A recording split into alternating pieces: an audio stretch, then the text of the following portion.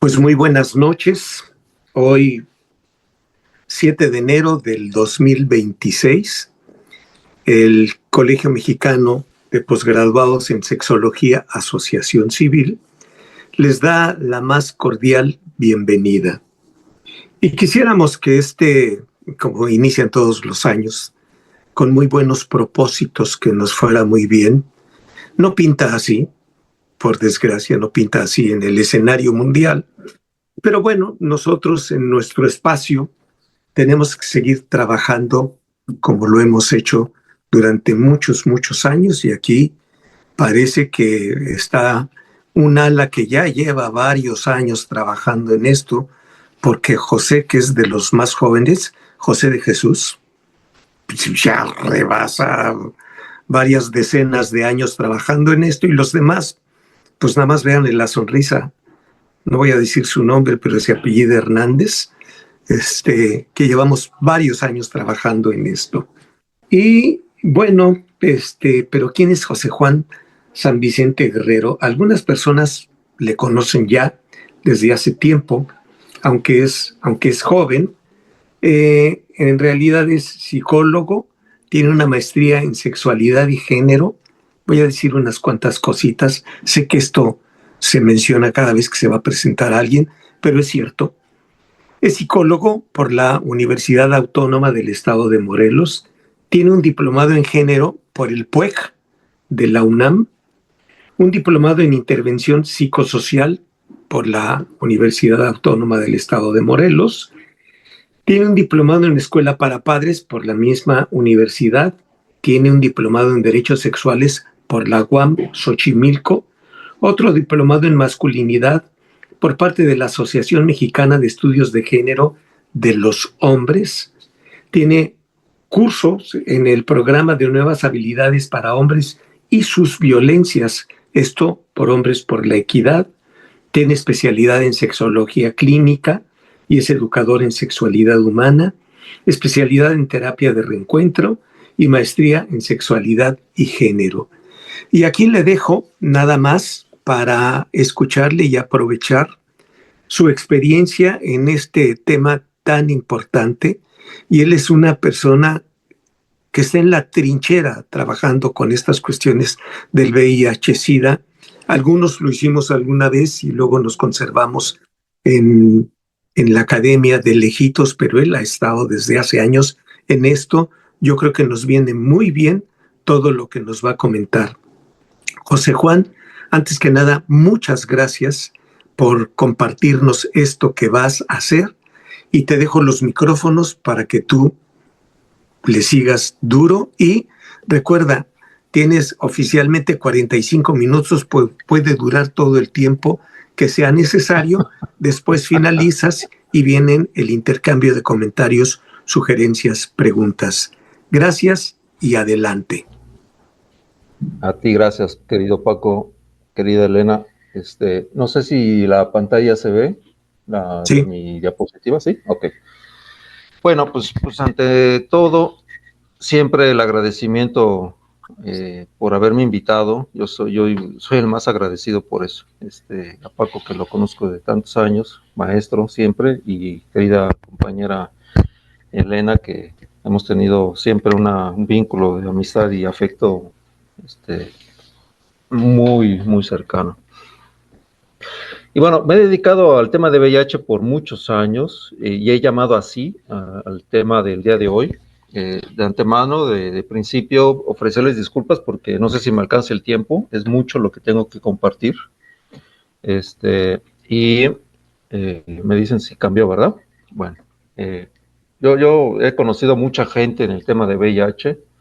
Yo sé que hay muchos activistas y gente que se dedica a este tema de tantos años. Yo, pues modestamente me dediqué al tema algunos años, pero siempre me gusta hablar del reconocimiento a quienes ya no están en vida, a quienes ya partieron. Conocí a mucha gente que ya no está, a quienes sí continúan en vida con sus tratamientos y muy bien, y a quienes todavía desde el activismo y desde las diferentes áreas se siguen esforzando y me gusta reconocerles. Bueno, Me gusta hablar un poco de la historia. Voy a partir este gran mosaico del tema de VIH. Bueno, como de costumbre, decirles que si ustedes quieren decir algo, lo digan. Yo no les puedo ver por la presentación, pero sin problema ustedes lo dicen. Uno de los datos históricos que aparece es el de, me llama la atención que llevamos poco más de 42 años del tema de la aparición del virus del VIH. Claro, son más, pero formalmente 42 años, donde el Instituto Pasteur y el CDC de los Estados Unidos en conjunto anunciaron al mundo que habían, digamos, descubierto, pues, ¿no?, por decirlo así, el virus del VIH, el causante del SIDA, pero obviamente no se llamaba VIH como ya lo conocemos, se llamaba VIS y después VIG y después VIH. El VIS es virus de inmunodeficiencia de los simios, porque estaba asociado con ese tipo de animalitos, y después se dieron cuenta que estaba asociado a ciertos grupos en particular, que le llamaron VIG, que es virus de inmunodeficiencia al ser gay. Y después se traslada al tema de VIH, que tiene que ver con ya una transmisión que no tenía que ver con grupos en particular, sino más bien desde una condición ya meramente humana, pues, ¿no? Yo empiezo a participar en el tema de VIH hace ya muchos años, pero formalmente cuando me incorporo, me sumé al tema del Fondo Mundial, que fue la Ronda 5 en el 2010, con FunSalud, con Mexfam. Antes estaba en el activismo, desde la educación, desde otras trincheras, pero formalmente ya a nivel nacional fue desde el Fondo Mundial. Ahí empecé mi activismo. Claro que hay gente mucho más de antaño que ha trabajado en el tema, pero bueno, yo empecé desde ahí. Digamos a nivel nacional, pues, ¿no? A nivel ya trabajando con organizaciones civiles, con organizaciones académicas de investigación y demás, desde ese momento. Después en las UNEMES Capacits, que tiene que ver con las unidades de atención de la Secretaría de Salud. Posteriormente, ya me sumé a la atención clínica, a trabajar con usuarios, usuarias en las unidades de atención, hasta el 2023. Hasta ahí llegué, digamos, desde la parte institucional, y hoy día lo hago meramente desde la área, digamos, de interés mío, porque pues el VIH no se fue de mi vida. Yo no tengo VIH, pues, ¿no? Pero es decir, yo desde la parte del interés del tema me siguen buscando desde la Secretaría de Salud, me hacen el favor de seguirme invitando para diversos temas. Yo no sé ustedes qué tanto sepan del tema. Yo siempre parto de la idea de que saben más que yo, pero no lo sé, esa es mi especulación. Pero siempre me gusta repasar algunos conceptos. Son los de base, por decirlo de esta manera. Por ejemplo, donde está el cuadrito de rojo en la lámina que ustedes pueden ver, que es el CB, que es la carga viral, y el CD4, que son, digamos, un nivel de defensa que tenemos en nuestro cuerpo. Entonces, siempre va a ser bueno que la carga viral esté baja, y cuando decimos baja, cuando yo trabajaba en salud, decíamos a los usuarios, usuarias, que la carga viral cuando está en menos de 40 copias es indetectable. Cuando está por encima de 40 copias es detectable, y eso significa que si es detectable, se puede transmitir el virus a otra persona en una relación sexual no protegida. Y si está indetectable, está por debajo de las 40 copias y no se transmite. Puede estar incluso hasta 1 o 0. Y la carga, esa es la carga viral. El CD4, ese es el otro dato bueno o el dato malo. Si está muy bajo, ¿y cuánto es bajo? Pues puede estar, yo llegaba a ver expedientes de hasta 10 de CD4, o muy altos como es de 1500 CD4. Yo asumo que ustedes son personas muy sanas, ¿no? Igual que yo, espero que yo, y que una carga viral de una persona sana está entre 1000 y 1200. Entonces, una persona con VIH, si está en una condición de CD4, digamos de entre 800 y 1000, eso está muy bien. Pero si está muy baja, entonces eso es un dato malo. Bueno, eso es para que ustedes lo ubiquen. Cuando hablamos de carga viral, depende si es alta, por arriba de 40 copias, si es baja, por debajo de 40 copias. Y las células o los linfocitos TCD4, pues si es alta, pues arriba de 500, 800, 1000, está muy bien. Pero cuando ya hablamos de 300, 200, es un dato que ya entonces empieza a comprometer a la persona. El otro tema es el de VIH y SIDA con minúscula. Eso siempre es importante señalarlo porque depende de la literatura y el año en que se lea. VIH, diagonal, SIDA, es algo que se hablaba hace algunos años porque no se separaba. Se pensaba que el VIH por consecuencia era SIDA y clínicamente sabemos que eso no es posible. Entonces, siempre es importante hablar de VIH como una condición y de SIDA de otra condición. Entonces, VIH puede ser una persona portadora, pero no lo transmite si está indetectable. Y si es SIDA es porque ya está detectable, su sistema inmunológico está comprometido y ya está, ¿no? Otra es el tratamiento de VIH, que ahí sí hablamos de un mundo. Yo como psicólogo, porque bueno, y sí es hablarles de un tema muy amplio, que habemos sexólogos, psicólogos, hay sexólogos, sexólogas, claro, médicos, médicas, hay sexólogos, abogados, como Víctor, ¿no? Nuestro conocido, y en fin, hay de muchas profesiones, pero cuando nos metemos los psicólogos, psicólogas, al tema de que es muy del gobierno de lo médico, pues es un tema donde ahí yo me encontraba, pues, ¿no? Entonces era apropiarme de todo ese tipo de nomenclaturas desde hace tantos años y era hablar no solamente de la parte social, sino de la parte clínica, pues, ¿no? Entonces, los tratamientos son, ahorita vamos a hablar un poquillo de eso, son muy variados, pero básicamente se pueden abreviar con TAR o TAR con dos As, ¿no? Entonces, TAR es tratamiento antirretroviral. Otra es seropositivo o seronegativo, eso tiene mucho que ver con si tiene o no tiene VIH la persona. Otra es, si le suena conocido o no, es la pareja cero discordante o la pareja cero concordante. Si es pareja cero discordante, es que uno lo tiene y la otra persona no lo tiene. Eso puede ser algo en donde la persona se relaciona erótica y afectivamente con alguien que quizás no lo tenga y tienen relaciones eróticas afectivas y todo bien, siempre y cuando no lo tengan, se van a mantener en la cero discordancia. Y si son cero concordantes, porque ambos tienen el virus. Otro es algo que me llamaba la atención, que son los controladores elite o, dirían los más expertos, progresores lentos. Es decir, a diferencia de personas que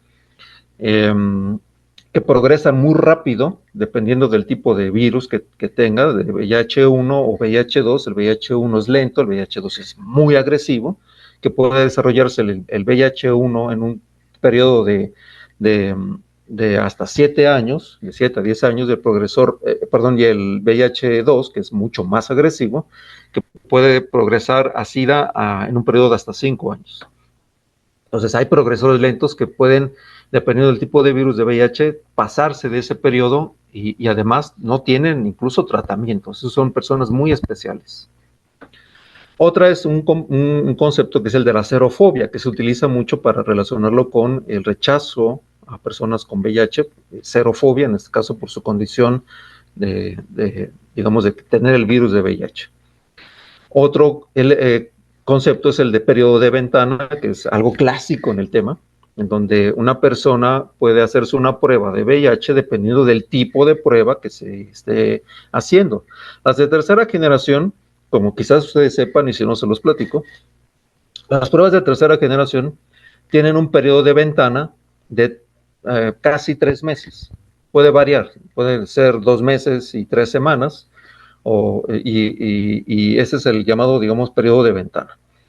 Las de cuarta generación que miden antígeno, las de tercera generación miden anticuerpos, las de cuarta generación miden, les decía, antígenos, y su periodo de ventana puede ser de 10 días, es decir, es muy corta. Entonces, eso es algo importante que hay que saber para dar buenas orientaciones.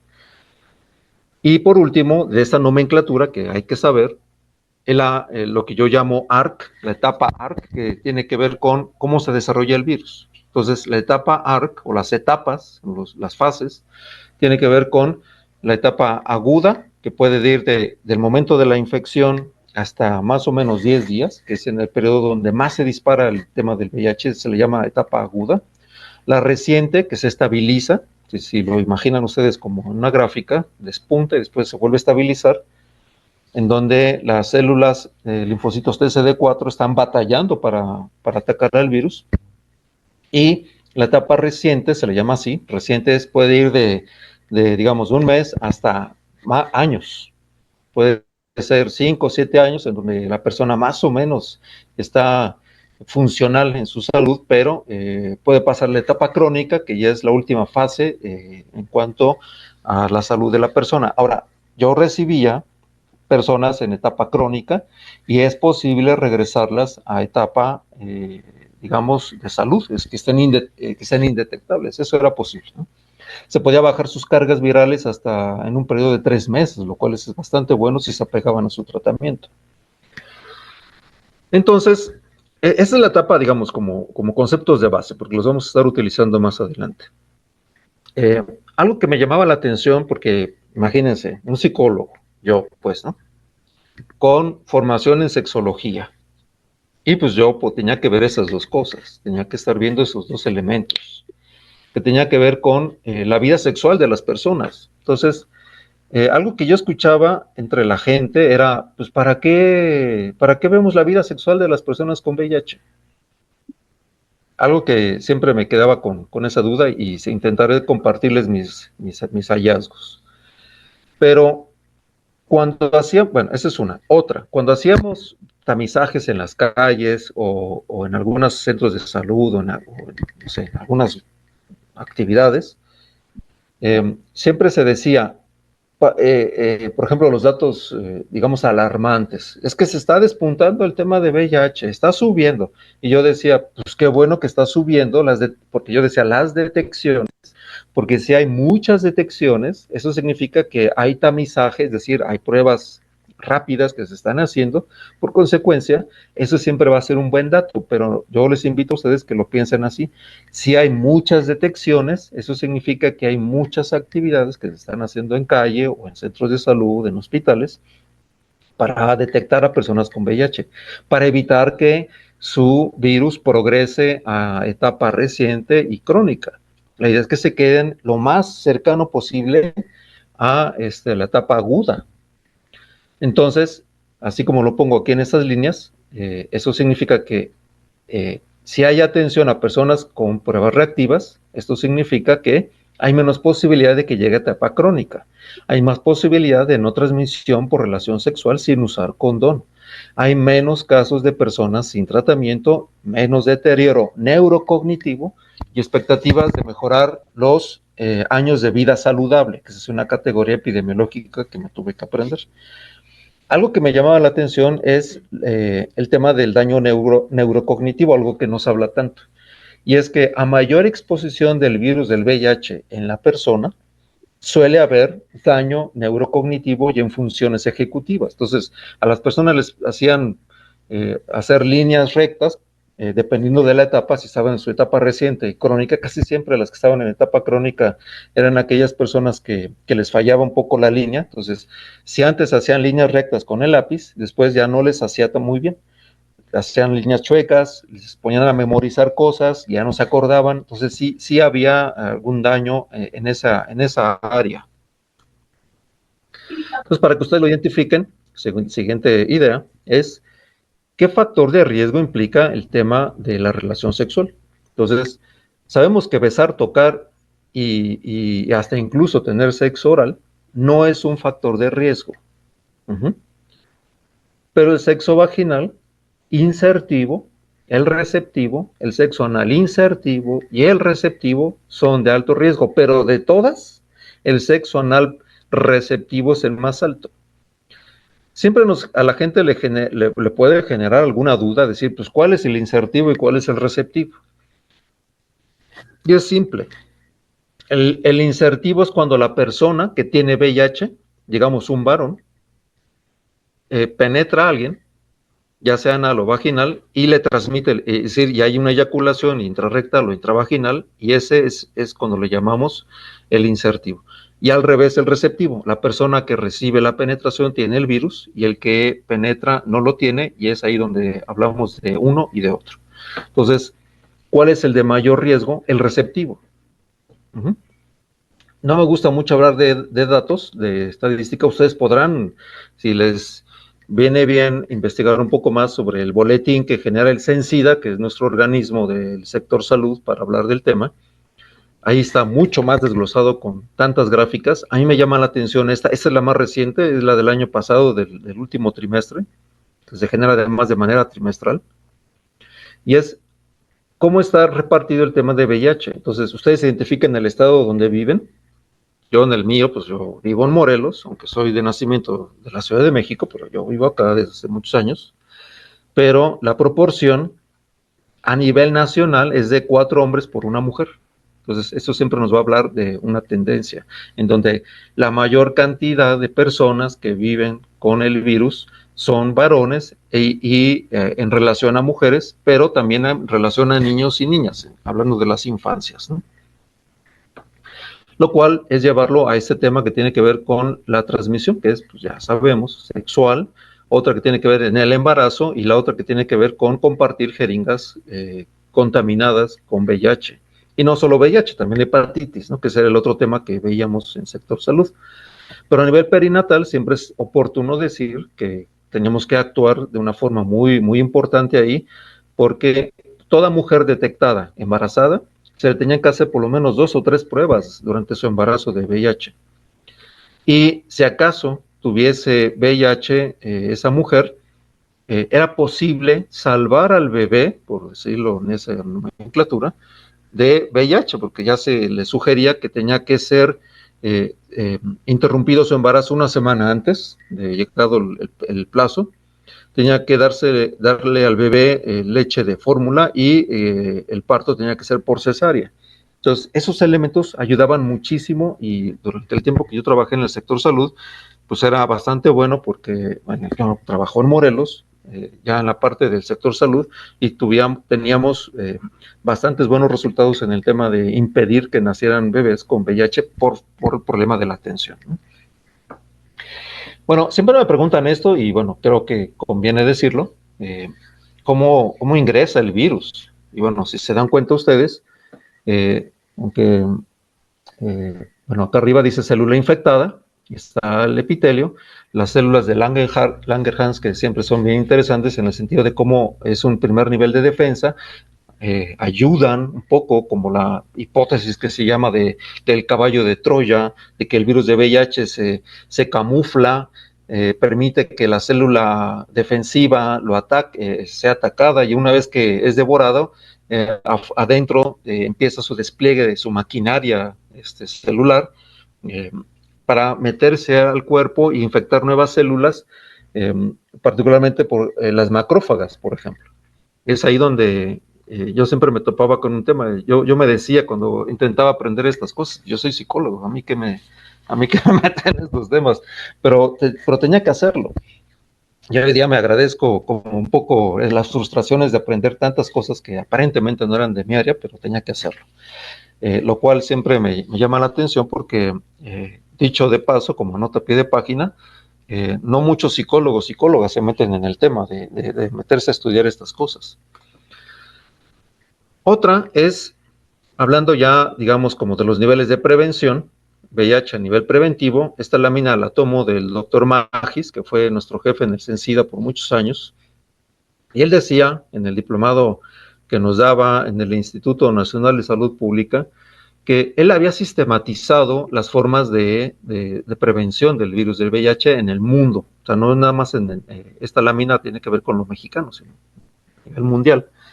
Y por ejemplo, en el África, como la epidemia ya es generalizada, tomaban el ejemplo de Sudáfrica y decían, o bueno, se daban cuenta que la circuncisión, obviamente los varones, ayudaba a impedir nuevas infecciones. Entonces la circuncisión ayudaba como un método preventivo. Ustedes dirán, ¿y cómo que tiene que ver la circuncisión?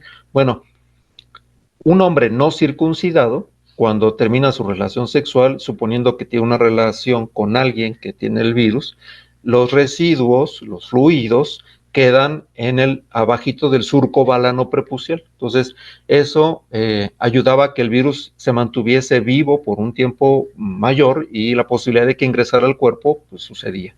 Entonces, la circuncisión terminada la eyaculación, pues viene que se pone flácido el pene, y ayudaba a que a que el virus se quedara expuesto, y si se quedaba expuesto, pues servía bastante para impedir que el virus muriera con mayor rapidez y no hubiera nueva infección. Entonces ese es un nivel. Otros son los tratamientos a ITS, que empieza a haber cada vez más para ciertas infecciones que tienen que ver con origen bacterial, particularmente a nivel de bacterias. No todas las ITS, porque eso es un mundo de cosas, ¿no? Otros son los condones femeninos y los masculinos, que esa es como la punta de lanza, pues, ¿no? Son los condones siempre van a ser la punta de lanza de los temas preventivos, son lo que más se utilizan en el sector salud. Otro tiene que ver con las consejerías y bueno, en este caso las detecciones, utilizar pruebas que cada vez son mejores y demás, ¿no? Otros son las intervenciones comportamentales, particularmente hablar de pues la educación sexual, ¿no? Básicamente es eso. Otro, que es el tratamiento como prevención. Recuerden ustedes que una persona con tratamiento indetectable no transmite el virus de VIH. Entonces, el tratamiento también es una forma de prevención. A mayor cantidad de personas en tratamiento e indetectables, produce que los grupos que se encuentran practicando, digamos, teniendo prácticas de riesgo, no transmitan el virus a otras nuevas personas. Otra es la profilaxis postexposición y la preexposición, ¿no? Ambas.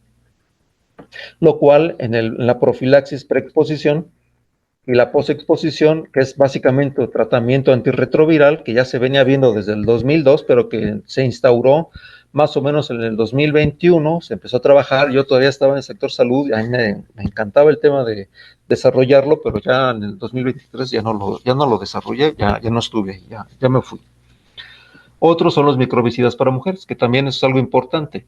Si una persona tiene una ITS, hay más posibilidad de que una persona adquiera el virus de VIH que si no la tuviera. Eso es algo que siempre va a ser una relación importante. ¿Por qué? Pues debido a que la piel, el epitelio, está, digamos, comprometido, está enrojecido, está lastimado, y eso permite que el virus ingrese con mayor facilidad. Esos son algunos niveles. Ahora, todo esto, que es básicamente de la cancha de lo médico, de lo clínico, de los medicamentos, me lo llevé a lo comunitario, porque yo decía, yo soy psicólogo social y me lo tengo que llevar a la comunidad, no solamente a lo clínico, porque ahí es un nivel de acción y está muy bien, pero yo me lo tenía que llevar a la calle. Y el abanico para mí se mostró, porque no nada más era hablar de lo que ya escucharon, sino además era hacer un trabajo social. Contacté con activistas, hacemos actividades comunitarias, capacitábamos a personas para pruebas de detección de VIH. Yo generé muchos documentos en relación a materiales preventivos. Se daba capacitaciones a los de casa, ¿no? a los servicios de salud, no solamente a nivel de mi estado, sino nos invitaban también a nivel nacional con las reuniones en psicología de todos los psicólogos y psicólogas del país. Entonces estaba muy interesante esa parte. Hacíamos diagnósticos participativos con mujeres trans haciendo trabajo sexual en las calles, íbamos a sus casas, estaba muy movido. Hacíamos diagnósticos y mapeos, intervenciones en antros, algunos lugares de encuentro. Era evaluador de proyectos del CENSIDA cuando había recursos, un poco de lo que hablábamos hace rato, antes de empezar la sesión. Y básicamente eran muchísimos los temas, ¿no? Mujeres de VIH, hombres con VIH, mujeres trans, personas hetero con VIH, etcétera, etcétera, ¿no? Había muchísimos temas ahí. Y yo me daba cuenta que había una interseccionalidad en el tema de VIH. O sea, no nomás, o sea, al salir a la calle era poner al VIH en su interseccionalidad. Es decir, no es lo mismo ser una mujer, por hablar de una mujer o de un hombre, da igual, ¿no? Pero una persona educada,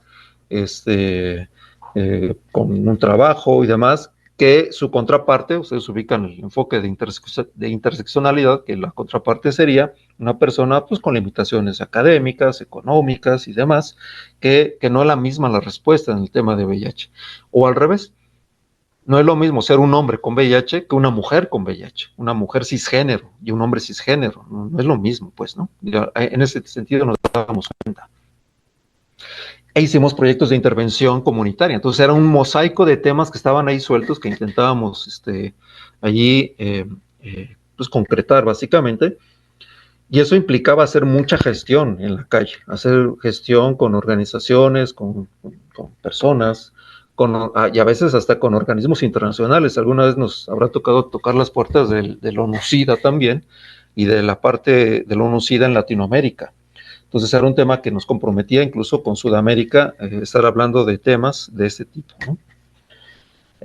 Pero yo les hablo de mi experiencia, y era básicamente juntar tres grandes áreas. Era la sexología, la psicología, la medicina, en un tema, pues sí, claro, social, pues, ¿no? Entonces, pues ni modo, era darme cuenta que había un sesgo, y ese sesgo, para bien y para a veces no tan bien, era un sesgo médico. Yo escuchaba a muchos de mis compañeras psicólogas hablando de un lenguaje muy médico, y yo les decía, ¿y en qué momento vamos a hablar de la psicología? Algo que yo les decía, pues hablemos de psicología, está bien saber estos temas médicos, usted está muy bien, es una base importante, bueno, es la suposición de que es una base, y lo es porque eso implica la vida de una persona, pero ¿en dónde está el tema social? ¿En dónde está el tema psicológico? ¿En dónde están las emociones? ¿En dónde está, en este caso, yo lo sexológico? Porque además nadie me seguía, nadie me daba segunda, pues era yo y yo, ¿no? Otra limitación que yo me daba cuenta era que había muchos reduccionismos comportamentales. Eso es algo importante. Desde la lógica dura, concreta, era hablar de que si un varón, por ejemplo, por decir así, un hombre homosexual, siempre sí o sí iba a tener comportamientos eróticos afectivos con otros hombres. No es cierto, no es así. Nos damos cuenta que no era así, ¿no? No había un conocimiento muy claro de la diversidad. Un enfoque muy centrado en el sector salud, una responsabilidad enorme, muy grande al sector salud, como si la sociedad en lo general no estuviese también implicada, pero parece que allá se le echa y se le sigue echando muchos de los problemas de la sociedad que impactan en la salud, obviamente, ¿no? Y eso lo veíamos porque parece que las áreas de atención son oasis, fuera de esas áreas del Capacit o incluso la Clínica Condesa en la Ciudad de México, fuera de eso, pareciera ser que no hay más, es decir, ahí se da y ya. Entonces veíamos que cuando hacíamos canalizaciones con otras áreas, con el urólogo, con el ginecólogo, con otras áreas, pues no, había discriminación, hasta incluso en medicina familiar, ¿no? Entonces no habían esas formas. Entiendo que, bueno, insistíamos en siempre estar trabajando con otras áreas, pero pues nos enfrentábamos a temas de discriminación. Entonces la crítica, algo que yo me daba cuenta en este gran mosaico, era que mucha de la crítica que tenía que ver con VIH venía desde afuera, no desde adentro del sector salud. Algo que me llamaba mucho la atención era eso. Los liderazgos de base comunitaria, las áreas académicas, los grupos vulnerados, algo que siempre nos aportaban cosas y teníamos que entenderlo y traducirlo en términos de la dinámica de la Secretaría de Salud. Pero mi insistencia, y por fortuna tenía una jefa que me hacía segunda, era que teníamos que salir a la calle en estos temas. No era un tema nada más de encerrarnos en nuestra clínica. Ahí se podían hacer cosas y lo hacíamos lo mejor posible, pero había que salir, había que quitarle ese peso a VIH, a salud específicamente, y dárselo también en otras áreas. Y tuvimos que adoptar una metodología. Esta metodología que adoptamos fue la de la prevención combinada, que es básicamente los esfuerzos que hacemos centrarlos en tres grandes áreas. Las estructurales, que tenían que ver con leyes, políticas, fortalecimiento del sector salud, abastecimiento de los medicamentos, un tema que sí es preocupante. Otro que tiene que ver con la prevención combinada enfocado a lo biomédico, que tiene que ver con insumos, con detección temprana, con tratamiento como prevención. y el comportamental, que es el que yo me metía mucho, que es el cambio de actitudes, comportamientos y creencias en relación al VIH, pero a nivel comunitario. Entonces, esas tres actividades, muchos activistas de pronto hacían mucho y como que no se centraban en algo, y después cada quien agarró su propia identidad y agarró cada una de sus, de sus actividades. Unos iban al activismo político, otros iban al activismo en relación a la detección, y otros al de cambio de comportamientos. Hacíamos grupos, hacíamos actividades, todo muy bien, ¿no?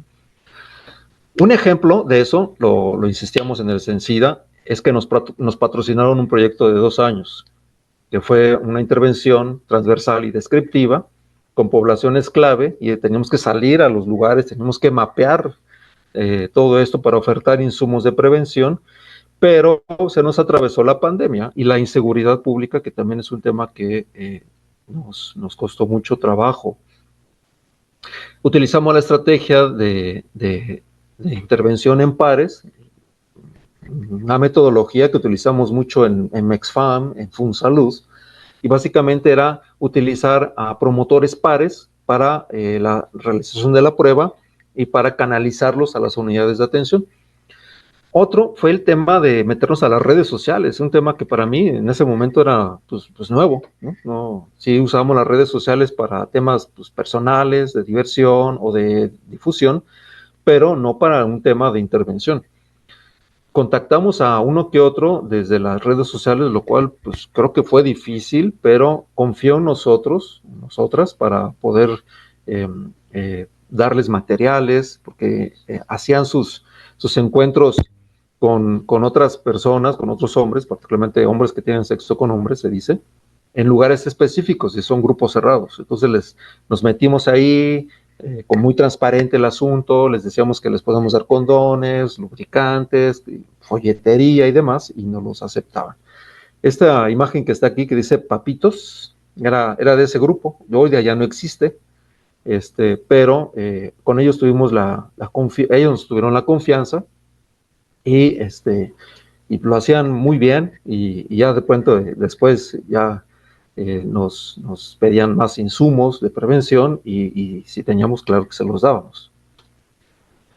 ¿Qué resultados fue del proyecto? Bueno, algo que nos llamaba la atención es que durante esos 2 años aplicamos pruebas duales, ahorita les digo qué es eso, y aplicamos 1,284, y pruebas de hepatitis C, que era el virus, la prueba que acabábamos de conseguir, y ahí aplicamos 1,045.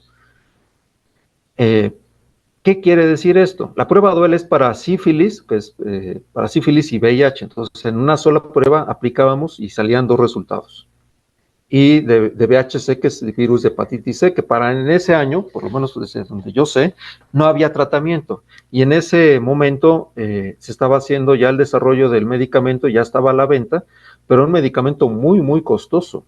Un medicamento para un tratamiento de un mes de VHC andaba alrededor de los 240,000 pesos. Entonces, imagínense el nivel de costo. Y estaba muy bien, y además a la persona se le ayudaba y salía, ¿no? ¿Cuántos detectamos? En total, de VIH detectamos 14, de sífilis detectamos 16, y de hepatitis 9. Es decir, por cada 92 pruebas salía un reactivo de VIH. Por cada 80 pruebas de sífilis por cada 16 salía un reactivo. Y de hepatitis, por cada 116 salía un reactivo. Entonces, esto siempre consistente con datos de prevalencia del VIH a nivel nacional, y más o menos era consistente el tema, ¿no? Según el grupo de riesgo, ¿no? Lo comparaba yo usando una palabra muy, muy pomposa, que son los metaanálisis con otras investigaciones. Tenía que yo relacionarlo con otras estadísticas, y es con mujeres trans, pues sí, más o menos era consistente, aunque mis compañeras trans de Morelos, pero mucho de la Ciudad de México, allá con la querida Lola de Yabú, ella, que ha sido una activista tremenda, siempre me decía, oye, no, esos datos de mujeres trans siempre hay que cuestionarlos porque no son fidedignos, siempre tienen una base, según ella nos decía, que no es creíble. Entonces, por eso le pongo ahí 2 asteriscos en rojo. porque ella dice que no son datos reales. Bueno, está bien. Pero para la Secretaría de Salud sí. Entonces, eso implicaba que una mujer trans siempre está más expuesta al tema de VIH. Un hombre trabajador sexual, ahí va de la mano, un hombre que tiene sexo con hombre también, 5 o 6 pruebas para cada uno por un reactivo, y de ahí hacia abajo. Entonces, mujeres embarazadas, que sería hasta el final, 1.429 pruebas por una reactiva. Entonces, estos datos nos servían a nosotras mucho para hacer políticas de salud y la compra de nuevos insumos. También eso nos daba eso. Pero como a mí no me interesaba mucho meterme en esa discusión, yo me lo quería llevar otra vez al tema comunitario. Y eso implicaba que cómo se comportaba la gente en el tema erótico en la comunidad y en lo sexual. Obviamente eso es el tema, pues, ¿no? Y me daba cuenta que los puntos de encuentro son ocultos y son privados, ¿no? Y hubo un incremento de lugares privados en la pandemia, pero también por la inseguridad. El cruising es una práctica muy frecuente. Aunque yo siempre quiero tener cuidado en este tema y en esta palabra, porque me decían los activistas que saber esto implicaba un ámbito un ámbito político, porque si la gente en lo general que quiere hacer mal, que quiere acusar, que quiere sancionar y discriminar, puede utilizar este tipo de plataformas para, pues para eso, para sancionar a personas que tienen esta práctica de cruising. ¿Qué significa? Que si ustedes en su navegador buscan cruising en su ciudad, se van a encontrar con que hay puntos mapeados en su estado, en su ciudad, en donde estas personas ya lo utilizan para ir a determinado lugar. Por ejemplo, al baño de tal centro comercial, a cierto terreno baldío, a los baños de no sé dónde. Entonces, esos lugares de cruising son utilizados para encuentros sexuales casuales, ¿no? Algunos tuvimos que negociarlos, eso es clave, ¿no? Otros nos dábamos cuenta que en esos lugares de cruising había mucho consumo, bueno, había consumo de inhalables, ¿no? Sobre todo con mujeres trabajadoras sexuales, cisgénero y trans, ¿no? Una de las expresiones que me llamaban la atención era las compras de pánico.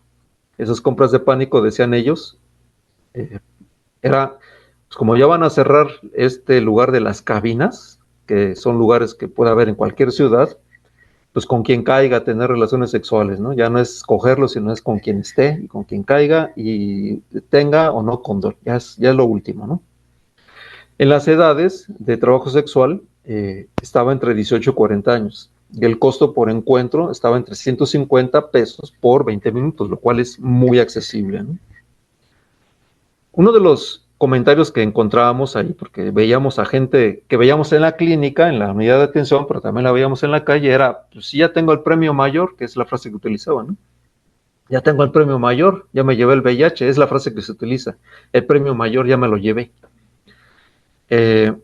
Lo cual, pues decían, pues si soy indetectable, ¿cuál es el problema? Pero nos dábamos cuenta que persona que estaba en tratamiento, que estaba quizás indetectable o estaba en vías de indetectabilidad, podían aparecer ITS, particularmente sífilis, que es la que más despuntaba, gonorrea a veces, y no teníamos tantas pruebas de hepatitis C, pero empezábamos a meterlas. Entonces decíamos, baja el tema de VIH, pero suben las ITS. Otras evidencias comunitarias era, pues no querían usar lubricante, porque decían que era un insumo caro. Identificamos el tema del chemsex, usar sustancias para fines sexuales, en lugares privados como Airbnb o casas específicas de alguna persona, o rentaban lugares. O sea, eso era como algo que utilizaban durante la pandemia y poquito después de la pandemia, ¿no?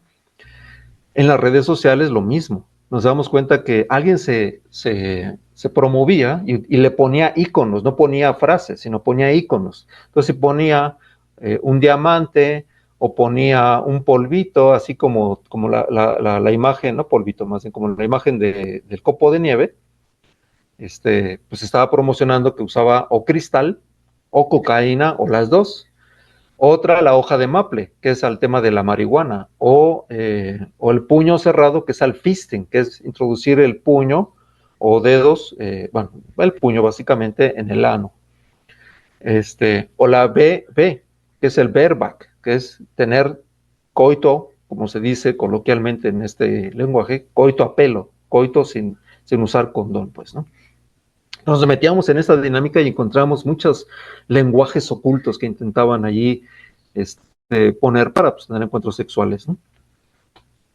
Otro es que cuando investigábamos era que no había muchas medidas de reducción del slamming, así le llaman, ¿no? Usando ese anglicismo, ¿no?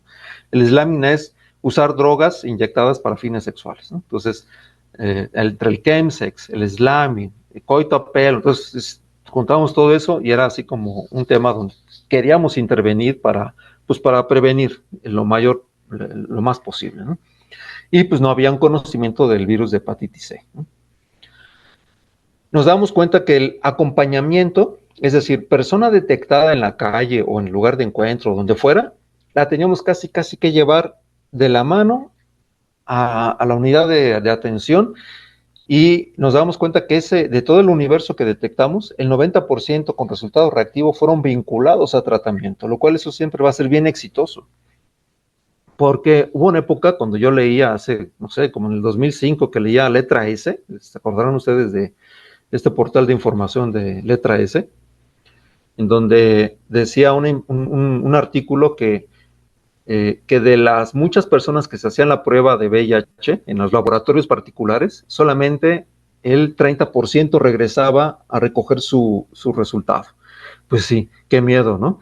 Hoy día ya no se hace así, por lo menos en el sector salud. Ahí hay un tema que siempre quedamos pendientes ¿cómo se llama? En el tema de los laboratorios particulares, cómo eran sus resultados y cómo los canalizaban, porque no los canalizaban, evidentemente. Un tema que son las metas del ONU-SIDA, que es importante decírselos, que es que son las metas del 90, bueno, hasta hace muchos años eran 90, 90, 90, ahora son el 95, 95, 95, y eso significa que de todo el universo de personas con VIH, el segundo es que el 90 o el 95% lo sepan, que el siguiente que estén en tratamiento y que el último sea que estén indetectables. Es una meta muy pretenciosa para el 2030, pero pues bueno, son metas que no es que se espera que se cumplan, son simplemente eso. Como primer conclusión, el trabajo como comunitario en redes es básico. Ahí se hace muy eficiente el tema de los insumos de detección. La indetectabilidad es clave para el tema de VIH y las metas de la ONU-SIDA son aspiracionales. Bueno, pues está bien, son aspiracionales. No se espera que se lleguen a esas metas, pero está muy bien plantearse metas altas. ¿Dónde estamos en el tema hoy? Se ha avanzado en los tratamientos, sí, se ha agregado el uso de Victegravir, que es de los últimos medicamentos ya de sector salud. Se inició el programa de PrEP y PEP, que es preventivo. El PEP, que es una persona se expone al VIH y se le puede dar el medicamento a un mes, que es básicamente Victegravir, por ejemplo, que por decir uno, y eso impide una infección hagan de cuenta como medicamento, ahí se me fue, como de embarazo, ¿no? Como PAE, como pastilla de anticoncepción de emergencia, es muy similar, pero este es a un mes. Y el PrEP es de uso diario o de uso por evento, según sea el caso. Hay una compleja transición de los servicios de salud y hoy día al IMSS Bienestar, muy complejo. En México todavía no llega el cabotegravir, que es de la familia de los inhibidores de la integrasa. Ahí va, algún día, y es de aplicación de inyección bimensual. Y hemos pasado del paradigma de grupos de riesgo al de tratamiento e indetectabilidad. ¿Qué no avanza? Todavía hay discriminación, sigue habiendo desconocimiento del tema del VIH, ¿no? Hay mucho desconocimiento. Ha avanzado el tratamiento, pero no así el tema social, ¿no? Que es a mí lo que me interesaba. Se sigue confundiendo VIH con SIDA. Hay una limitada comprensión de los comportamientos sexuales. Se sigue dando prioridad a la identidad y no tanto a la práctica sexual, que eso es algo que nos llamaba la atención. Por ejemplo, muy rápido porque el tiempo se me acaba. Decíamos, decíamos que a una persona le decíamos, ¿cuántas parejas tiene? No, pues una. Ah, caramba. ¿Y por qué una nada más? Pues porque sí, ¿no? Porque es mi esposo, mi esposa, mi pareja, yo qué sé. Eh, pero con decir pareja limitábamos la información, entonces después nos dábamos cuenta y decíamos, ¿con cuántas personas ha tenido encuentros eróticos? Ah, sí, pues con más, con 20. Ah, ok, entonces ya cambiaba el asunto. Entonces, no tanto la identidad, sino más bien la práctica sexual, ¿no? El condón sigue siendo un profiláctico de uso irregular, aunque es buenísimo, pero es irregular. Y ya no se apoya tanto a las organizaciones con fondos federales, lo cual limita mucho. Y pues para mal, se juntó la pandemia del SARS-CoV-2 con VIH y ahí hablábamos de una sindemia. Sindemia es la unión de dos, en este caso, de dos pandemias. ¿De qué me daba cuenta? Pues que las prácticas sexuales en este contexto siempre serán de riesgo, ¿no? Esa es la lógica que se quiere decir, ese es el enfoque salubrista y eso es algo que hay que criticar, ¿no?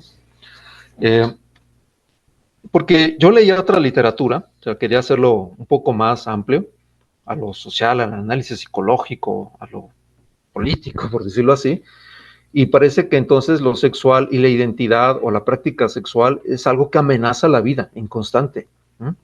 Suponer que la persona adopta una nueva sobriedad ante el riesgo, ¿no? Es la suposición, es, como hay VIH, entonces ya no voy a tener relaciones. No es cierto, ¿no? Ni con el uso de cubrebocas pasaba, ¿no? Un día, después ya otro día se los quitaban. O sea, no, yo me daba cuenta que la persona no se vive en el riesgo constante, ¿no? Y hay una crisis del erotismo en este contexto, ¿no? Entonces es el erotismo como negativo, sí o sí, ¿no? Y es una constante relación entre erotismo y peligro. Es algo que la literatura nos lo decía, ¿no? Porque dice aquí la cita que pongo, es lo impredecible es estresante. La nuestra es una vida de incertidumbres. Algún chico me decía eso, ¿no? Porque algunos decían, pues como que ya, ¿no? O sea, los tratamientos están buenos, ¿no? Pues ya, pues total, con tal de tener relaciones sexuales, digamos, sin usar condón. Entonces, eso me llamaba la atención porque es algo que a mí me servía mucho para intentar tener una mejor radiografía del tema. Eso es algo que desde la lógica de salud no se ve. Es ponte condón siempre. Y no es cierto, no nos pondremos condón siempre. Siempre va a haber un momento específico, ¿no? Una vez asesoraba una tesis de maestría del Instituto de Salud Pública, un título larguísimo que decía la percepción que tienen las mujeres que tienen su esposo que es migrante y está en Estados Unidos. Entonces, cuando veíamos ya en el análisis estadístico del programa del SPSS, los resultados eran muy interesantes, las respuestas, porque era, ¿usted cree que su marido pueda tener alguna relación sexual en los Estados Unidos y que le pueda transmitir a usted el virus del VIH cuando regrese? Por decir una pregunta, decían, no, él me quiere. O sea, el amor aparecía como un tema preventivo, ¿no? Esa subjetividad de la prevención a mí me llamaba mucho la atención, ¿no? Bueno, y ahí me podía quedar otro rato, pero no tengo tanto tiempo. Entonces, en el tema del uso de condón, pues no siempre se usa, se justifican para no usarlo, el amor es una forma, ¿no? El problema no es el amor, sino más bien la creencia que se pone en ese tema, ¿no? De la nomenclatura que yo identificaba, que era el cancaneo sexual, ¿no? Que era básicamente todas estas palabras que ustedes ven, formas de hablar palabras que se utilizan en el contexto básicamente de tener encuentros sexuales, ¿no? El cruising, el fisting, meter la mano por el ano, el bareback, sexo a pelo, el chemsex, usar drogas, sustancias para fines sexuales, los cazadores de bichos, que hay gente que busca específicamente a personas con VIH para tener encuentros sexuales con esas personas, ¿no? El chacal, que así, ¿no? Alguien busca gente chacalona, ¿no? Con ciertas características físicas, entre más feos mejor. Decía uno de ellos que le huelen las patas, ¿no? Decían algunos de ellos, eso les llamaba mucho la atención, ¿no? El chichifo, que busca jóvenes, la zona troll, que me lo decían mis compañeras conocidas, amigas, las chavas trans que hacían trabajo sexual, que decían, hay zona de princesas y hay zona troll. La troll son las feas, las princesas son las bonitas. Ándale, pues, ¿no? Para ir cerrando, eh, suponemos que la persona tiene bien identificada su identidad sexual, lo cual eso no es así. Suponemos que la persona es asertiva, otra vez la interseccionalidad, ¿no? Que su cuerpo le pertenece y decide con quién comparte su erotismo. También tenemos esa limitación para poder ver bien a la gente, ¿no? Que toda la gente es empática con otras personas, no, tampoco. También veíamos discriminación entre chavas, por ejemplo, de los grupos con los que yo trabajaba, unas discriminando a otras u otros discriminando a otros, ¿no? Que la otra persona es responsable del erotismo propio, no, que tienen un proyecto de vida claro, pues no, o sea, son suposiciones que yo iba jalando de aquí y de allá y que las iba sistematizando, ¿no?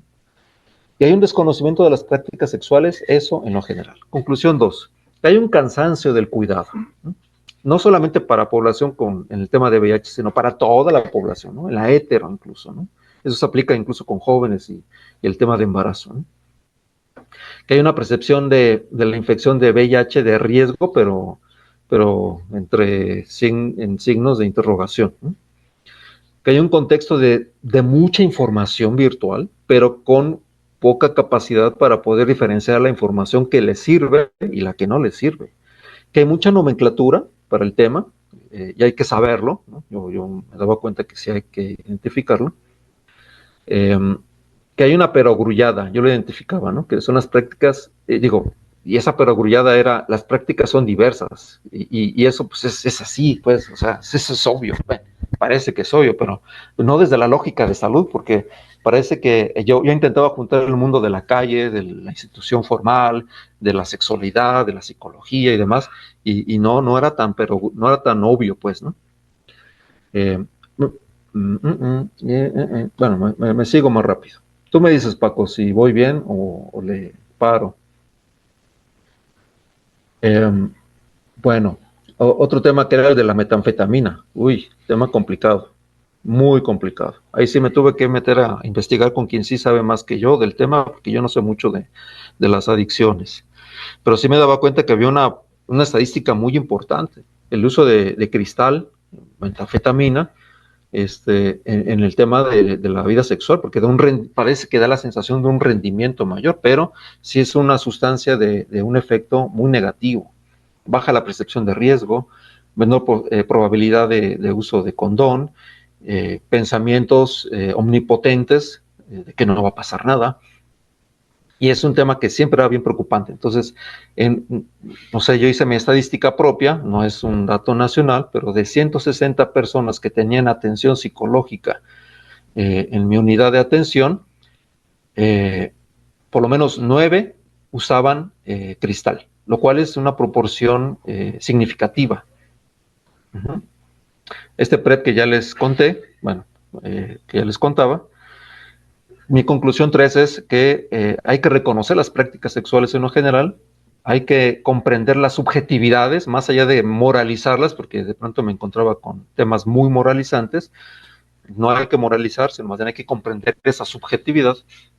El tema del consumo de sustancias está muy ligado, hay uso inconsistente de condón, como ya lo señalaba, y yo creo que sí hay que formar a personas en el tema de las intervenciones comunitarias, no solamente las clínicas, que claro, son muchos mundos, lo clínico, el activismo, la psicología, la psicoterapia, o sea, muchas áreas, pero no hay mucha gente que se interese, o sea, eso también lo veía en estas cosas, ¿no? Y un último tema, que fue mi tesis de la maestría, que era la sexualidad y las disfunciones de la vida erótica. Entonces, no me voy a detener tanto en esto, pero yo sí veía una diferencia para hacer mi diagnóstico diferencial de mujeres con VIH. Entonces, para no hacer esta parte larga, en otros temas de salud las mujeres quizás tengan más apego, pero en VIH no. En VIH las mujeres no tienen tanto apego. Ustedes podrán documentarlo. Tuvimos la fortuna de tener acá a la doctora Ana Muchastegui Herrera, investigadora de la UAM, que intervino con sus mujeres de su grupo, con mujeres de acá, y muy bien, estupenda su participación, y nos damos cuenta que el tema de mujeres siempre va a estar mucho más comprometido en VIH. Es más el impacto que tiene. En hombres no tanto. Pero nos damos cuenta que en las mujeres y VIH sí se compromete sus años de vida saludable. Eso es algo que nos dábamos cuenta. Esto que ustedes están viendo es algo que yo lo hice, pues, ¿no? Es decir, yo me daba cuenta que había un antes y los momentos de intervención, y el antes era la consejería, los efectos del antirretroviral, el durante era preguntas problematizadoras, qué te dice tu virus, qué te muestra ahora, qué te permite ver, y en el después era ya retomar la vida diaria, las estrategias de la vida cotidiana, la familia, el trabajo, el proyecto de vida, que a veces se lo planteaban y a veces no. Esta lámina yo me la hice así porque me daba cuenta de eso, que lo médico y lo psicológico tenían que ir de la mano, obviamente. Nunca va a ser uno mejor ni uno peor, no, son vínculos. Pero yo me daba cuenta que si la persona llegaba y el mismo día le dábamos su tratamiento, no se lo tomaba. Teníamos yo que hacer un trabajo de preconsejería, esto que les decía acá, ¿no? De acá, del antes, ¿no? Sensibilizarle de las ventajas del medicamento y era el camino a la adherencia. Entonces, de la no aceptación al proceso de aceptación y a la aceptación, tenía que hacer un trabajo importante, iba reduciendo el campo de trabajo para intervenir más el tema del medicamento. Entonces, yo me daba cuenta como de esta lógica del momento en cómo se intervenía y cómo había que hacerlo.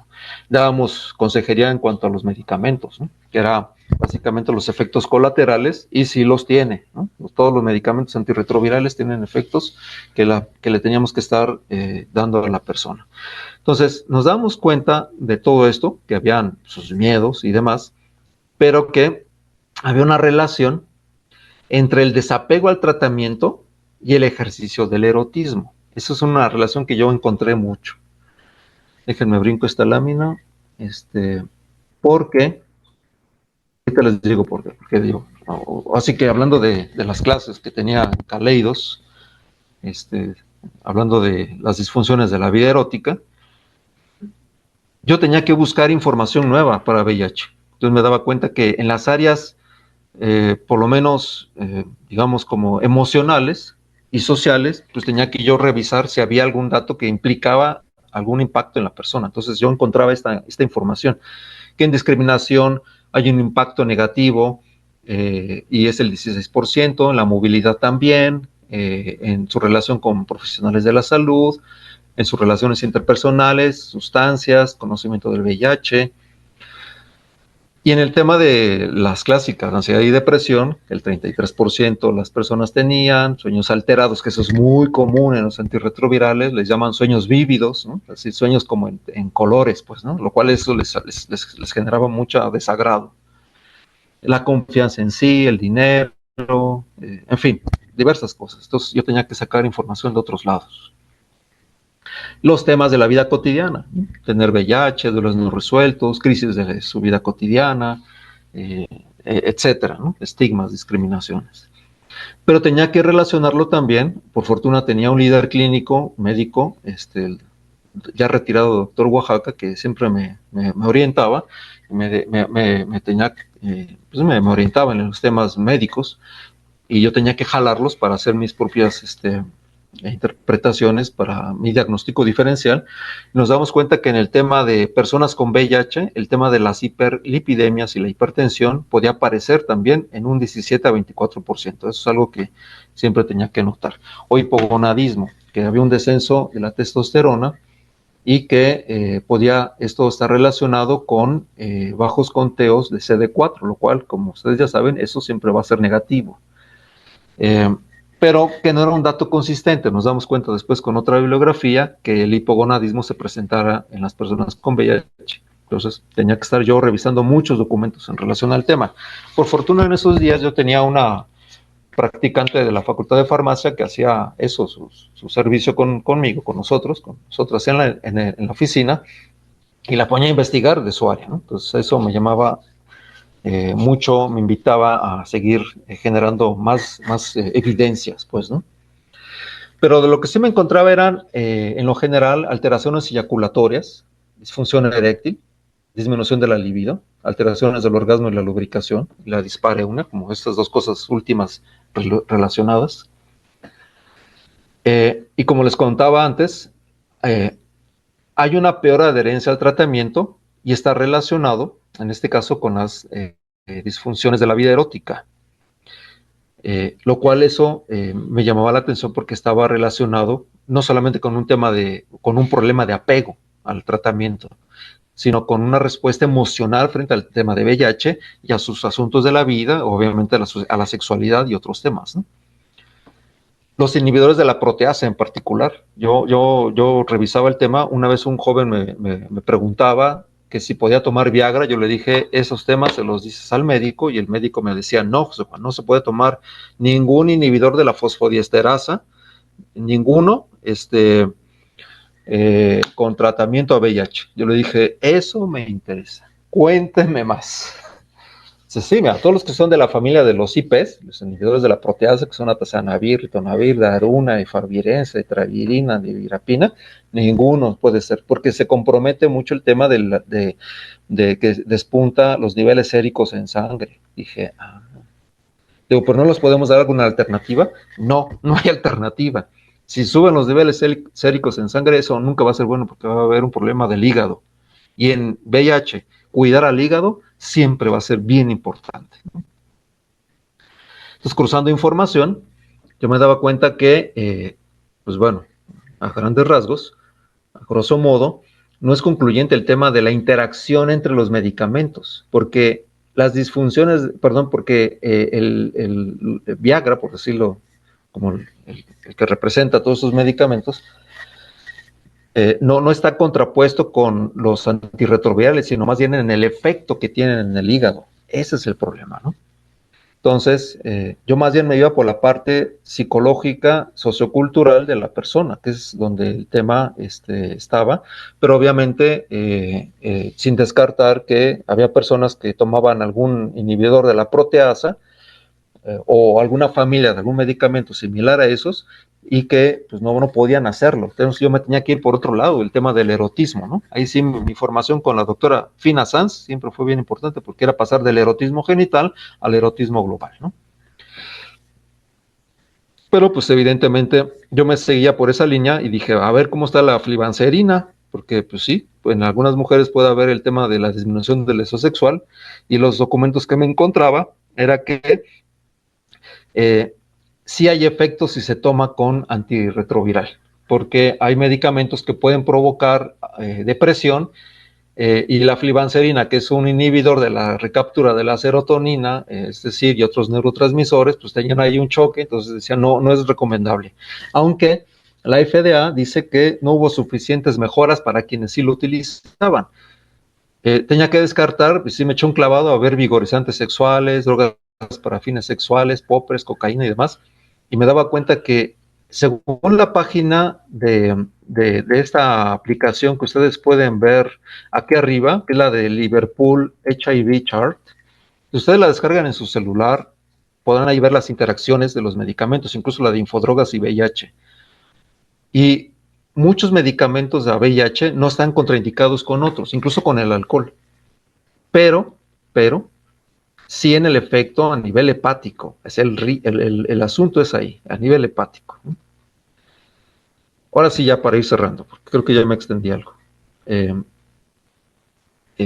Pues nada, yo me centraba mucho en lo psicológico, en lo comunitario, y hay que superar las suposiciones, porque una persona con VIH, claro que tiene deseos eróticos, claro que quiere tener un proyecto de vida, claro que quiere tener, si es el caso, una pareja. Hay que superar esas suposiciones. No crean que es poca cosa. Yo me tenía que ir hasta incluso a temas de derecho, porque ese era otro tema, ¿no? Derecho al placer, derecho a la salud, a la educación sexual, derecho a la atención, todos estos temas que tienen que ver con los derechos sexuales y reproductivos para justificar una cosa en particular. No voy a decir quién, pero cuando me metía en estos temas, a mucha gente no le gustó que metiera los temas sexológicos para mejorar la vida sexual de las personas, algo que ustedes dirán, ¿a poco?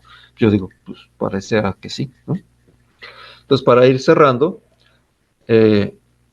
las disfunciones de la vida erótica se requiere generar más documentación. Yo ya no pude, ya ya no alcancé, me dio mucha pena, pero ya no hubo condiciones para que yo continuara ahí. Básicamente mi ciclo terminó. Hay que incluir una perspectiva interseccional, hay que incluir la educación sexual, hay que generar mejores procesos de acompañamiento y formativos para personas que dan servicio psicológico. El sexológico, claro, hay que incluirlo. Y hay que generar mucho más trabajo comunitario, es básico, ¿no? Hay que sacar el VIH de la clínica para hacerlo un tema social. Ok, eso ya lo he dicho. Para cerrar, algo de los materiales que generamos en esos años, que era una línea del tiempo, promocionales, una cabina de VIH, alguien se asomaba ahí, es un espejo, y el refrán decía, ¿quieres ver a una persona que puede tener VIH? Se asomaba, se veía su reflejo, y el otro mensaje era, pues puede ser tú, cuídate, ¿no? Entonces era así como actividades que hacemos en la calle, el de abajo que eran creencias que acercan y alejan al mismo VIH, tarjetas con imágenes y mensajes de prevención, dispensadores, damos muchísimos condones, yo era el responsable de insumos, pero además aprendí cosas que en mi vida pensé que fuera a aprender y tenía que ver con manejo de almacén, manejo de pruebas, sí me especialicé mucho en pruebas de VIH, que teníamos como 10 tipos de pruebas, en fin, fue como muy interesante. Íbamos a lugares públicos, a plazas, así muy así como muy buenas, ¿no? Muy bonitas, así como Perisur, háganse cuenta, ¿no? Hablando como de lo más conocido, ¿no? Acá, nos daban el chance, nos permitían entrar. Una actividad que hicimos que fue el de las huellas del VIH, ¿no? Una persona llegaba, ponía su dedo en rojo, su huella, y arriba, no se alcanza a ver, pero decía, si tú pones tu huella, estás avalando que hay personas que tienen VIH y hay que ayudarlas, algo así decía, ¿no? Le pedimos al CENSIDA sus cuadros históricos, entonces ahí hacemos una narración como línea de tiempo de los cuadros históricos, tarjetas con derechos sexuales y reproductivos, lonas, en fin, hacíamos un montón de actividades. Yo me quedé con las ganas de hacer el museo del VIH y de las ITS, no, nunca lo realicé, me quedé con las ganas, con el borrador. Bueno, ahí me quedé yo. Temas que siguen pendientes. La cura, ¿no? Eso que decíamos hace rato, ¿no, Norma? Seguir midiendo los efectos del PEP y el PrEP. Hay que seguir haciendo estrategias críticas de intervenciones, criticar, es decir, aportar críticamente cómo hacemos las intervenciones. El tema de la despenalización de la transmisión del VIH es un tema que sigue pendiente, que la sociedad sigue discriminando, ¿no? Ojalá llegue el tema del cabotegravir, que va a mejorar muchísimo. El VIH como un tema social, no solo clínico, hay que seguirlo promocionando hacia afuera, como en esos espacios, ¿no? Hay que insistir en incluir a la sexología, esa es mía, o sea, que el discurso ya no sea un chilangocentrismo, porque de repente cuando yo iba para la Ciudad de México era, la Ciudad de México hace, pero pues Ciudad de México es Ciudad de México, y hay otros estados en el país con los que yo cuando estábamos en las dos reuniones nacionales que se hicieron, ¿no? En Mérida y en Zacatecas, pues era una petición de que no es la realidad de los estados, la realidad de la Ciudad de México, esa es otra, ¿no? Entonces, es un poco de chilanguizar el discurso, ¿no? La interseccionalidad del VIH, ¿no? Y la educación integral en sexualidad, básico para comprender la dinámica social, un diálogo mayor, comprender más el tema de las sustancias, del chemsex y de otras ITS, ¿no? Bueno, pues algo que quisieran agregar ustedes.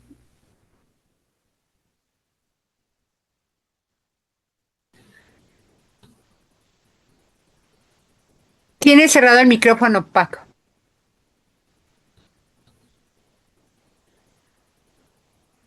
Ya, ahora sí, ya. Y me pongo en cámara.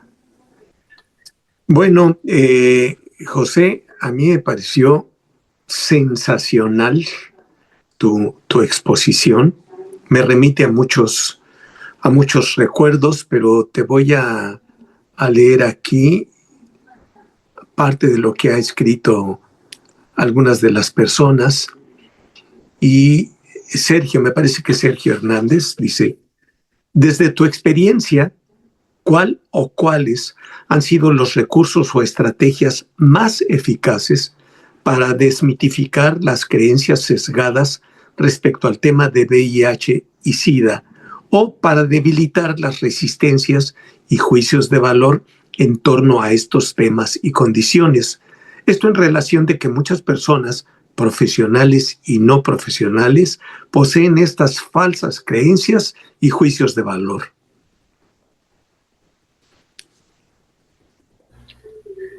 Pues yo creo, Sergio, ¿verdad? Sí. Gracias. Que hay como muchos frentes, Sergio, muchos. Hay el institucional, en el que yo estuve tantos años, pero institucional no es uno, o sea, es como muy grande. El nacional ese es otro, el académico es otro, el de los activismos es otro, el de las disciplinas en particular, porque yo soy psicólogo, nada más, ¿no? Y yo cuando quiero voltear a ver de dónde yo vengo a hablar del tema, no hay apertura, ¿no? Lo sexológico, pues aquí es un primer intento. Bueno, veo que está Osmar Matsui y se le sabe del tema, está ya mucho más que yo, obviamente, ¿no? Una vez estaba, fíjate, Osmar, revisando una del Sencida, una reunión que se hizo, y ya estaba tu firma, dije, ahí está, no nos conocemos en persona, pero ahí está, yo sí lo conozco, ¿no? Mi querido Israel Dirso, que ahí está también desde el activismo. O sea, hay muchos frentes, ¿no?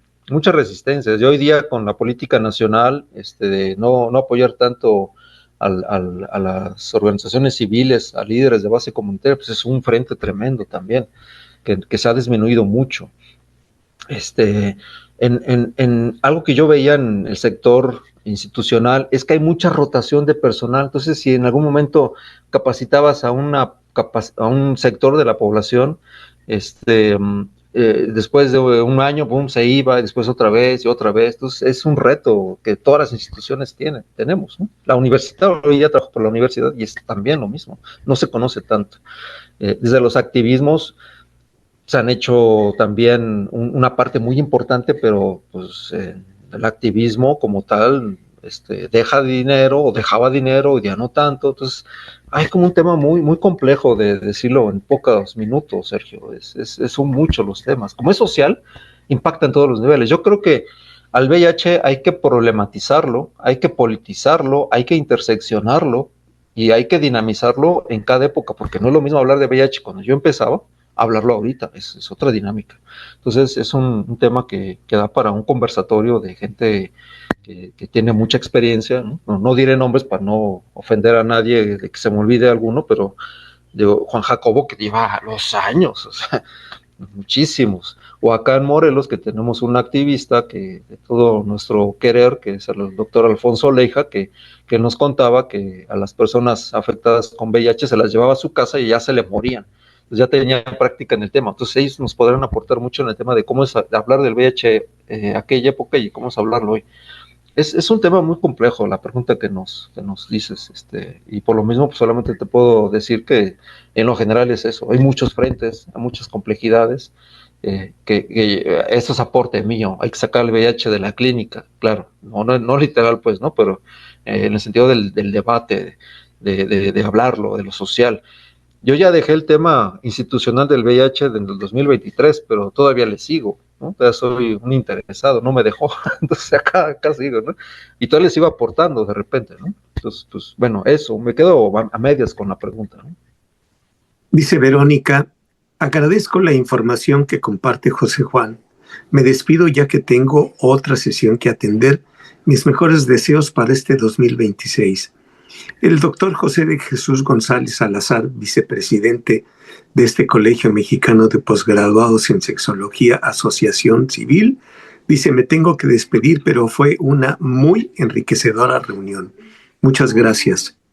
Israel Dirso dice, gracias mi estimado José Juan, por todo tu valioso aporte en Morelos. Tu paso por servicios de salud de Morelos fue valioso y es lastimoso que no siga una línea de avanzada con el ímpetu que le ponías. Gracias por tu energía y empeño. Bueno, un testimonio por demás importante, un reconocimiento. A mí me llegó mucho tu exposición y me hiciste que me remitiera a muchos años atrás. Estando en la Secretaría de Salud con un par de compañeros con los que voy a desayunar mañana aquí en Tijuana. Hicimos una investigación después de mediados de los 80s, que era una campaña para medir el impacto de la campaña educativa para la prevención del VIH. La investigación la hicimos en Acapulco, Guadalajara, Tijuana, Monterrey, Mérida y Ciudad de México. La investigación duró más de 2 años, de año y medio en campo. Nos quedábamos en cada una de estas ciudades 1 o 2 meses. Y fue una de las oportunidades donde más aprendí, porque pues yo era el único sexólogo, algo similar a lo que ocurrió contigo en esa investigación. Aplicamos un cuestionario horrendo, porque tenía más de 140 ítems, y era para público en general, para estudiantes de cualquier licenciatura, para profesionales de la salud, para homosexuales y prostitutas. Y como yo era el único sexólogo, entonces a mí me tocó ser el supervisor del grupo que trabajaba con homosexuales y prostitutas. Esto significa, o significó, que mi trabajo comenzaba por ahí de las 10, 11 de la noche y terminaba. Bueno, me pasaron cosas impresionantes, increíbles de este secuestro. Y ayer, estos compañeros le platicaron a mi hija que arriesgué mi vida, pero me habían secuestrado un equipo de encuestadores en Guadalajara y bueno, tuve que ir ahí, dije, dejen salir a mi equipo, me quedo yo. Otra, cansado ya en la noche, cometí un error y al poner a centrifugar los vacutimers, yo era el que sacaba la sangre. Se reventaron y quedé bañado en sangre, ¿no? Y bueno, cosas de esas, pero fue maravilloso lo que aprendí con los distintos tipos de personas que me encontré. Como datos curiosos o anecdóticos, hacíamos la evaluación de cuánto sabía la gente y ni modo, tengo que decirlo, en esa época, con gran frecuencia, homosexuales y prostitutas manejaban mejor el tema del VIH que profesionales de la salud. Y bueno, lo dejo hasta aquí. Felicidades. A mí me pareció maravillosa tu exposición. Te digo, me remontaron a esos años y lo voy a platicar mañana. Como yo no veo bien aquí, me dice María Elena que tienen levantadas las manos Osmar y Marta. Entonces, primero Osmar y luego Marta. Bien, muchas gracias. José Juan, qué gusto escucharte. Sí es interesante toda esta historia de lo que fue pasando. 2 comentarios, recomendaciones. Si tú empiezas a hablar del VIH 1983, generalmente se utiliza iniciar de 1981 con el primer reporte de los CDC del Boletín de Morbilidad y Mortalidad de junio del 81. Ese es porque siempre nos vamos por los años, etcétera. Y en el segundo comentario es que lo que dijiste, que es cierto, que al detectarse más casos, o sea, hay más casos registrados, sin embargo, también se ha visto que sí ha aumentado la positividad en algunos grupos, ¿sí? Por ejemplo, por desgracia, el boletín epidemiológico de la Secretaría de Salud y el de SENSIDA no nos está dando periódicamente cuál es esta positividad, ¿sí? Por ejemplo, en hombres con trabajo sexual, ¿sí? En el 2020 estaba como en 3.4% de positividad de las pruebas de detección. Y ya para el 2025 aumenta al 13%, ¿sí? En los hombres que tienen sexo con otros hombres, estaba en el 20, en 13%, y para el 25, al parecer ahorita está en el 11.2.3%. Entonces, sí ha Ha habido. bajado. Ujú. Ojalá de que nos dieran esos informes cada año, cómo fue la seropositividad de esas pruebas, ¿sí? Y Sí. por lo que comentaste también en personas transexuales, que muchas de las ocasiones no llegan a decirlo, ¿sí? Cuando se hacen la prueba. O sea, sí pueden haber muchos sesgos, pero esta situación, tanto hay más casos reportados porque han aumentado el número de detecciones, pero también en algunos grupos sí ha aumentado la positividad de la infección por VIH. Y felicidades, qué gusto verte. Gracias. Y ahora que habló Osmar, no me resisto a comentar que fue en Guadalajara donde me secuestraron a este equipo en unos lugares que eran el Porky's y el Diana. No sé si todavía sigan existiendo. Y alguien que nos ayudó muchísimo a trabajar fue Pedro Preciado en Pedro aquellas Preciado. épocas.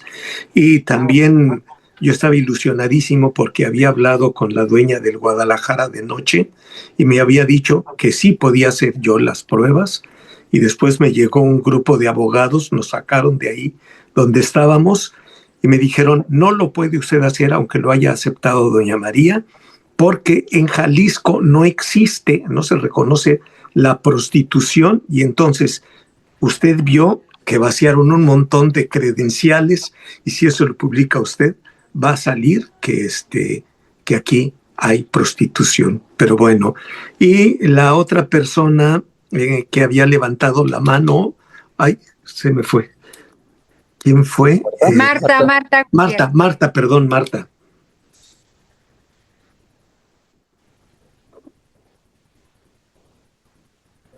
Hola, Marta. Tienes el Tienes el micrófono micrófono abierto. cerrado. Ahí está. Ujú. Muchas gracias, José Juan, por tu trabajo, por tu dedicación, por tu compromiso. Eh, igual, creo que a mí me abrió todavía los recuerdos, ¿no? De mis encuentros y desencuentros con el VIH y el SIDA. Desde 1985 yo trabajé en el Hospital de la Perla, en donde hubo una infección, una pandemia prácticamente, por el contagio con los centros de transfusión. Ese fue una cosa en donde yo empecé a ver justamente la importancia de la parte social y psicológica del fenómeno VIH y SIDA. Y la segunda fue mi participación, y aquí está Guillermo Gremi, porque yo participé en un equipo también para la elaboración de un material didáctico que se llama Juego, Aprendo y Me Prevengo, que se piloteó toda una investigación, muy, muy bueno trabajo, creo que todavía se sigue usando en Chiapas para trabajar con jóvenes indígenas. Pero yo quiero plantear una preocupación, fíjate.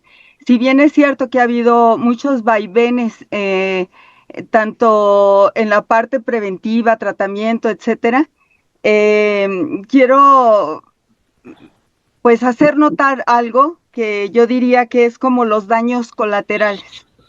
Y en ese sentido, ver las infancias y las adolescencias damnificadas, que de todos esos hombres y mujeres que estuvieron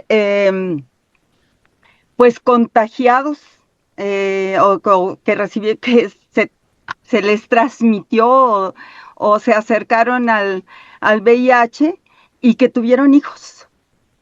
Y esos hijos, fíjate ahora qué coincidencia. Hace un par de meses me pidieron que atendiera a niños, no voy a decir el lugar de donde pertenecen, para hacerles un diagnóstico, una percepción de sus posibilidades psicológicas y pedagógicas. Entonces, cuando yo empiezo a trabajar con estos adolescentes y niños, me percato que todavía los docentes siguen teniendo muchos prejuicios en la relación docente con estos niños y niñas, ¿no? Y adolescentes. Y lo otro, que sí hay un daño psicológico, porque hay una percepción muy sutil, ¿no? De que ellos son personas no deseables, descartables. Y ha sido muy duro. Yo todavía sigo procesando esto que yo vi en las entrevistas con los niños y con sus educadores, porque, fíjate, todos fueron por transmisión de madre a hijo. Entonces, ni siquiera por violación que dijera, bueno, fue algo así más grave. No, todos fueron de ese otro tipo de transmisión. Y entonces, lo que yo veo es que hay, para mí, una gran preocupación a futuro de estos niños y niñas y adolescentes. ¿Cómo van a vivir su sexualidad? ¿Cómo, afortunadamente tienen apego al tratamiento y ahí van, ¿no? Están muy bien cuidados, yo diría, en ese sentido, en el sentido médico. Pero en el sentido psicológico y pedagógico, me pidieron el estudio porque qué posibilidades hay de que continúen estudiando, porque los ven que sí hay un daño neurológico. Y entonces, no, es que es duro, pues, ¿no? Pensar que estos niños tienen derecho en principio a la educación y tienen derecho a vivir la experiencia de formación educativa, porque va a ser la única cuestión que los va a ayudar una vez que tengan la mayoría de edad, porque están albergados. O sea, que la misma familia los rechazó y están albergados. Entonces yo siento ahí, pues, me acordé mucho al hacer mis notas de los daños colaterales de la Revolución Mexicana, que fueron los niños y los adolescentes. Y en el VIH me parece que es exactamente lo mismo. Y siento como psicóloga, como pedagoga y como gente que se ha acercado al tema, realmente una gran preocupación. Y todas mis recomendaciones fueron de que los profesores tenían, ¿no?, que prepararse, etcétera, etcétera, que tenían que brindarles el derecho a la educación, que aun cuando pasaran con 6, ¿no?, todas sus asignaturas, tendrían que estar socializados y acercados a las posibilidades de una educación. Pero son los daños colaterales. Entonces, pero bueno, ya no quiero echarle más emotividad al asunto. Gracias por recordarme que a veces nuestra labor no termina cuando inicia y nos dicen que muchas gracias, ya terminó el proyecto, ¿no? Sí. Yo reflexionaría, Marta, con tu buena idea, si me permiten, solo unas pocas ideas. Sí, la Casa de la Sala y sin hablar, tiene una metodología de acompañamiento en psicología, de acompañamiento psicológico y otros temas, claro, familiares y demás, a nivel evolutivo. Está extraordinario el modelo de la Casa de la Sala, ¿no? Ya lo conocía con la psicóloga Socorro, ¿no? Maravilloso, ¿no? Y sí, muchos retos en el tema de la revelación de que el chico tiene VIH. Ella nos decía una frase, pues digamos, como simpática, en un tema no simpático, claro, ¿no? Pero decía es que cuando son pequeñitos todavía los puede chamaquear con que son dulces, ¿no? Ya grandecillos ya no, ya se rebelan, ya no quieren tanto, en fin, ¿no? Una serie de limitaciones. Entonces ahí sí es aprovechar esa experiencia de la Casa de la Sal, que es extraordinario. Otra limitante que yo encontraba, bueno, no yo, más mucha gente que encontrábamos, que era el de que las NOM, por ejemplo, el de adolescencia y el de VIH, no son compatibles, ¿no? Entonces una dice, sí se puede hacer la prueba, y la otra dice, sí, pero solamente puede acceder al tratamiento si el papá y la mamá o el tutor lo sabe. Entonces, un chico, cuando adquiría el VIH siendo menor de edad, pues era una complejidad, era difícil. Y eso desencadena una serie de problemas, que es el de que el sector salud a nivel de hospitales infantiles no considera las ITS para niños y niñas. Entonces, si alguien llega en esa situación, pues el hospital no tiene los insumos para eso, aunque a lo mejor sí se les hagan, pero ya es por otra NOM, que ya es la de violencia de género, ¿no? Entonces, hay una limitante, ¿no?, que tiene que ver con que si un chico menor de edad tiene alguna ITS o VIH, ahí hay un choque entre las NOM, lo cual todavía hasta hoy, creo, no se ha solucionado del todo.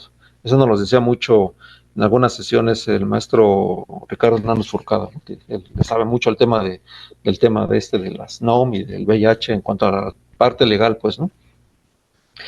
Y el otro sí, totalmente de acuerdo. Hay un tema pendiente que es el de la infancia y la educación para chicos con VIH, ¿no? Todo un tema que hay que desarrollarlo y que desafortunadamente, hasta donde yo me quedé, Marta, a mí me invitaban para que estuviéramos haciendo la guía de psicología, que no hay, por cierto, no está actualizada, pues, ¿no? Y fue la peleadera con todo el mundo, ¿no? Con el Instituto de Salud de Psiquiatría, con el Hospital Salvador Subirán, con los Capacits, con todos, ¿no? Entonces era un tema ahí muy complejo de egos y no egos, ¿no? Entonces, hasta donde yo me quedé no se hizo. Si se hizo, ojalá que sí, me equivoque, pero no se hizo. Lo cual también es limitativo, porque si no hay experiencias en el tema de abordaje psicológico y educativo, en este caso para la población y para menores, pues es muy, muy complejo tener un modelo de dónde agarrarse y desarrollarlo, pues, ¿no? Entonces sí hay mucho que hacer.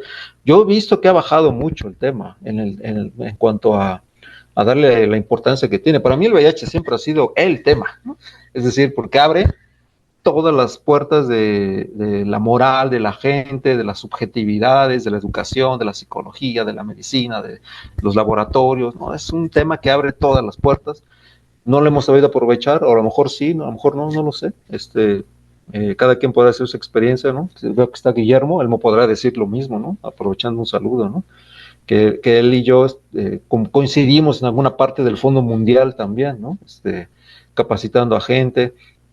Es decir, que no hay gente que esté tomando el relevo del todo. Ese es otro tema, ¿no?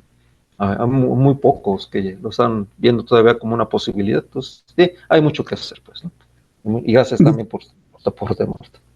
Dice María Elena Moreno, muchas felicidades, José Juan. Qué amplio trabajo, gran disposición y reflexión crítica. Muchas gracias por tu gran exposición. Dice Memo Egremi, felicitaciones, José Juan, excelente presentación y gran capacidad de síntesis para pasar por toda la historia del VIH y el SIDA. Y Memo Egremi ha trabajado en esto desde hace muchos años. Dice Norma desde Monterrey, muchísimas gracias, José Juan. Tu experiencia compartida fue realmente invaluable. Tu especialidad como psicólogo social y sexólogo es muy valioso. Dice nuevamente Sergio Hernández, burocracia, políticas institucionales, marcos jurídicos, protocolos, cadenas de mando, entre otros aspectos, todo para en no pocas ocasiones ralentizar la intervención y apoyo a las personas. PC dice, mil gracias por la invitación al conversatorio, una presentación exquisita por parte de los discursantes. Gracias por compartir tu trabajo e investigación, José Juan. Me retiro, que tengan una linda noche. Yo digo un par de cosas. La primera, felicidades por la extraordinaria presentación. Maravillosa manera de iniciar el año de las conversaciones en este colegio, pero me queda una pregunta dando vueltas en la cabeza. ¿Cuándo leeré tu libro al respecto?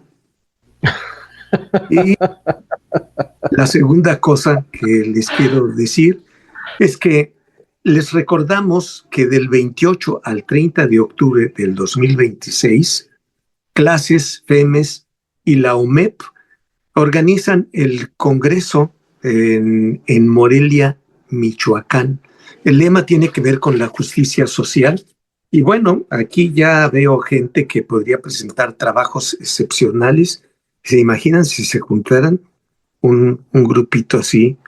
Osmar, Memo, Sergio, Juan, Marta y otros para trabajar sobre VIH, o váyanle pensando ustedes qué cosas pueden presentar. Les agradecemos, como parte del Colegio Mexicano de Posgraduados en Sexología, Asociación Civil, el que hayan estado y que hayan disfrutado, como yo, esta maravillosa exposición de José Juan. Mil gracias y hasta pronto.